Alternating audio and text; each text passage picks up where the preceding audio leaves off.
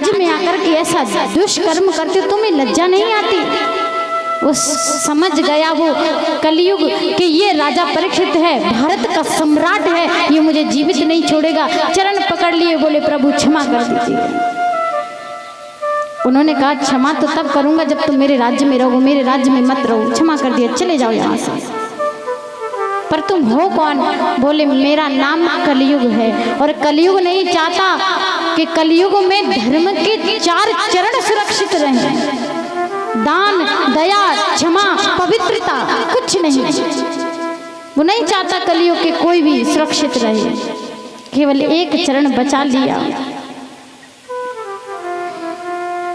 बोले एक काम कीजिए, मुझे कोई रखता नहीं अपने पास, आप अपने राज्य में। बोले मेरे राज्य में नहीं रह सकते तुम, क्योंकि जहाँ धर्म रहता हो वहाँ कलयुग निवास नहीं करता।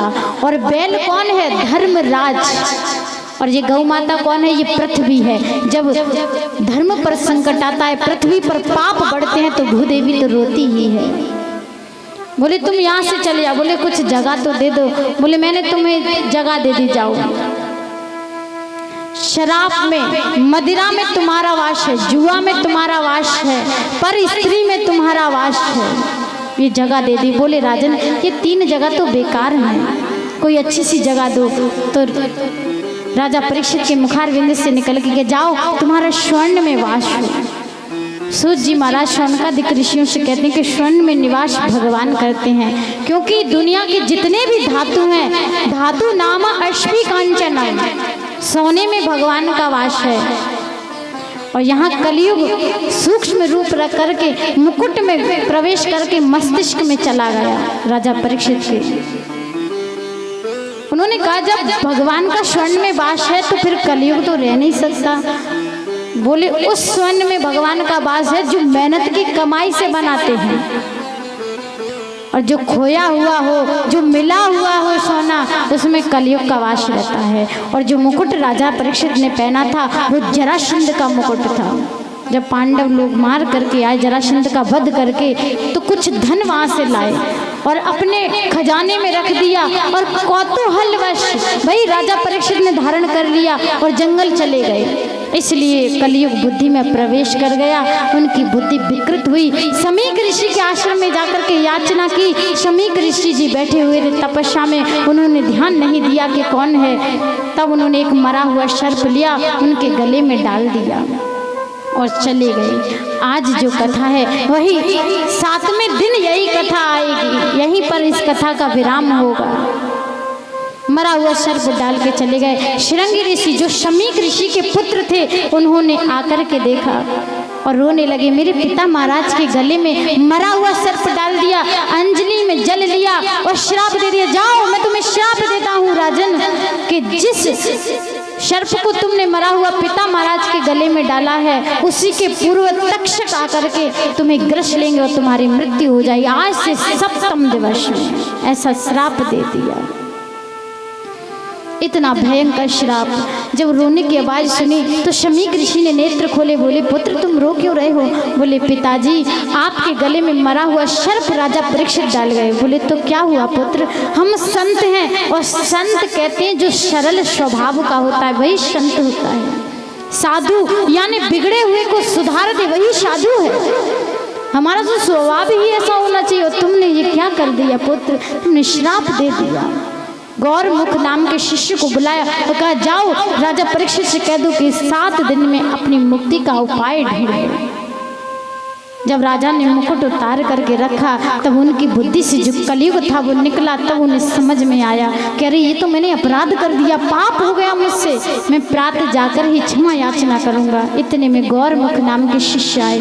उन्होंने कहा राजन हमारे गुरुपुत्र ने आपको श्राप दिया है 7 दिवस मृत्यु का, कोई उपाय हो तो कर लीजिए। बोले ये श्राप नहीं है, अरे ये तो मुझे वरदान मिला है।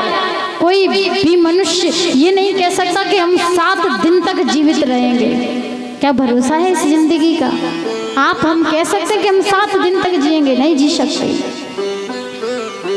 लेकिन राजा ने अपने पुत्र जन्मेजय को राजगद्दी दी, सब कुछ त्याग करके वन में चले गए। जब किसी सज्जन को दंड मिलता है तो बहुत प्रजा दुखी होती है। असंख्य संत की भीड़ हो गई, असंख्य सब आकर के राजा से मिलने लगे, कहने लगे राजन ये क्या अपराध कर दिया तुमने, ऐसे सज्जन व्यक्ति को दंड मिल रहा है, पूरी प्रजा दुखी है, सब रो रहे हैं। पर राजा ने किसी की ओर नहीं देखा, सीधे वन में जा गए। वहां जाकर के कोई निर्णय नहीं निकाल पाया कि 7 दिन में आखिर उद्धार कैसे होगा। तब वहां श्री सुखदेव जी महाराज आए और आकर के उन्होंने उसी कथा श्रीमद् भागवत जी को श्रवण कराने के लिए एक व्यास गद्दी पर आसीन हो गए। बोलिए सुखदेव जी महाराज की, बोलिए राजा परीक्षित की। जैसे ही उन्होंने आकर के उनका व्यास जी का पूजन किया, व्यास गद्दी पर बिठाया और बोले प्रभु अब तो मेरी जीवन नैया आपके हाथ में है। संतों ने कहा जब सुखदेव जी आ गए तो मानो आपकी नैया तो पार हो ही गई, आपको समझो मुक्ति मिल गई। राजा ने एक ही प्रश्न किया, बोले गुरुदेव आप कृपा करके ये बताइए कि जल्दी मरने वाले व्यक्ति को क्या करना चाहिए। दुनिया के चाहते तो वो ये भी प्रश्न पूछ सकते थे कि इस मृत्यु को टालने का कोई उपाय बताइए, लेकिन नहीं पूछा। उन्होंने क्या कहा कि जल्दी मरने वाले की मुक्ति का उपाय बताइए।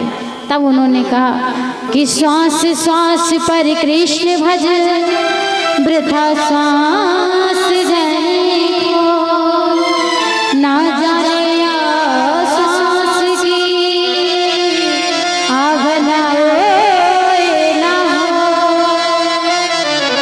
प्रत्येक श्वास पर कृष्ण भजो, वृथा श्वास जने खोए, हर श्वास पर कृष्ण भजो। तस्मात् भारत सर्वात्मा भगवानेश्वरो हरि। प्रत्येक परिस्थिति में परमात्मा का नाम लो कि कर से कर्म करहु विधि नाना, मन राखऊं जहाँ कृपा निधाना। बोले क्या करना चाहिए। बोले सबसे पहले राजन यदि मन को भगवान में लगाना है तो आसन को जीतना होगा। जितासनो जित संगो जित श्वासो जितेंद्रिय। आसन को जीतो, श्वास को जीतो और सबसे मैंने है संग को जीतो। संग अच्छा होना चाहिए। बहुत ज्ञान दिया। एक मदालसा की कथा भी सुनाई, बहुत सुंदर कथा। उन्होंने कहा प्रभु मैंने सुना है कि भगवान की दृष्टि में, पहले ये बताइए कि भगवान मिलते किसको हैं। भगवान मिलते किसको, जो 10 बार नहाता है उसको।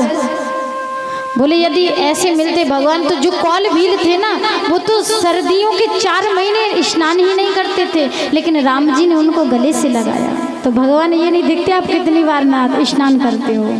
तो भगवान पढ़े लिखे देखते होंगे। बोले ये भी नहीं देखते। क्या गजराज पढ़ा लिखा था? नहीं था। तो भगवान पढ़े लिखे भी नहीं देखते। तो भगवान क्या देखते हैं? उम्र देखते होंगे। बोले नहीं। क्या ध्रुव की उम्र क्या थी? 5 वर्ष के बालक। प्रहलाद की उम्र क्या थी? 5 वर्ष के बालक। तो भगवान उम्र को भी नहीं देखते। तो भगवान स्वरूप को देखते होंगे, ये व्यक्ति बहुत सुंदर है, हम तो इसको ही मिलेंगे। तो बोले भगवान ये भी नहीं देखते। कुब्जा कैसी थी जिसे कोई देखता तक नहीं था, उस पर भगवान ने कृपा की। और यदि भगवान जाति को देखते कि जाति पाति पूछे नहीं कोई, हर का भजे सो हरि का होई। भगवान जाति पाति भी नहीं देखते। अगर भगवान जाति देखते तो राम जी भिलनी के घर जाकर के बेर झूठे नहीं खाते। यदि भगवान जाति को देखते तो विदुर जी के घर जाकर के केले के छिलके नहीं खाते। बोले कैसे भगवान ने छिलके खाई, ये कथा हमें श्रवण कराइए। तब उन्होंने कहा राजन एक बार जब कौरव पांडवों में भीष्म युद्ध की परिस्थिति उत्पन्न हो रही थी, लाक्षागृह में जलाने का षड्यंत्र किया जा रहा था, तो विदुर जी ने आकर के धृतराष्ट्र को समझाया कि 5 पांडव कमजोर नहीं हैं, परमात्मा का आशीष है, उनसे बैर मत लीजिए।